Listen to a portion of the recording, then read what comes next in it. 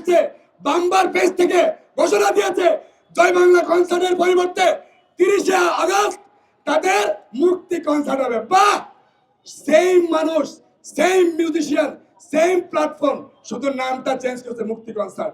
আমার band music of Bangladesh BMB ওই page থেকে, ওই গ্রুপ থেকে আমি প্রথম লোক যে নাকি কারোর তোয়াক্কা না করে আমি প্রতিবাদ করেছি জয় বাংলা কনসার্টের আদলে কোন ধরনের মুক্তি কনসার্ট হবে না, হবে না, হবে না, হইতে দেওয়া যাবে না। আগের সিন্ডিকেটের ওই লোকগুলোকে কোনোভাবে এই প্রোগ্রাম করতে দেওয়া যাবে না।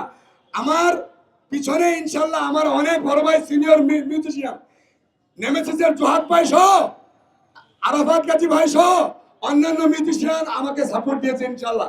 এরপর থেকে তারা 5 দিনের ভিতরেই তারা সরি বলে মুক্তি কনসার্ট করে নাই। এখন আমার মেসেজটা কি ছিল, আমরা ফেসিবাদের দোসররা যে যে জায়গায় আছে তাদের প্রত্যেককে ধরতে হবে, প্রত্যেক জায়গায় ধরতে হবে।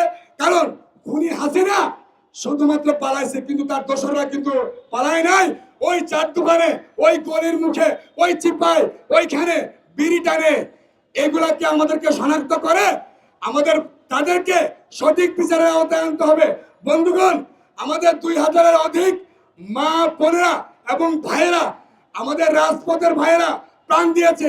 একটু আপনি চিন্তা করেন তো, যদি আজকে আপনি কবর দেশে থাকতেন আপনার কান্নাটা কি হইতো, আপনার কান্নাটা কি হইতো? সো আমাদের প্রত্যেকের সুনাগরিকের দায়িত্ব জুলাই অভ্যুত্থানটা ব্লাডের ভিতরে নিয়ে যতদিন পর্যন্ত বাংলার মাটিতে ফ্যাসিবাদী ব্যবস্থা বিলোপ না হবে ততদিন পর্যন্ত লড়াই সংগ্রাম করে যাওয়া। যদি একজন থাকি আমি একজন হব, যদি এরপরে প্রথম লাশটা আমার পরে সে আমি সুমনের লাশটা পড়বে। বন্ধুগণ, আমরা সবাই একসাথে থাকবো।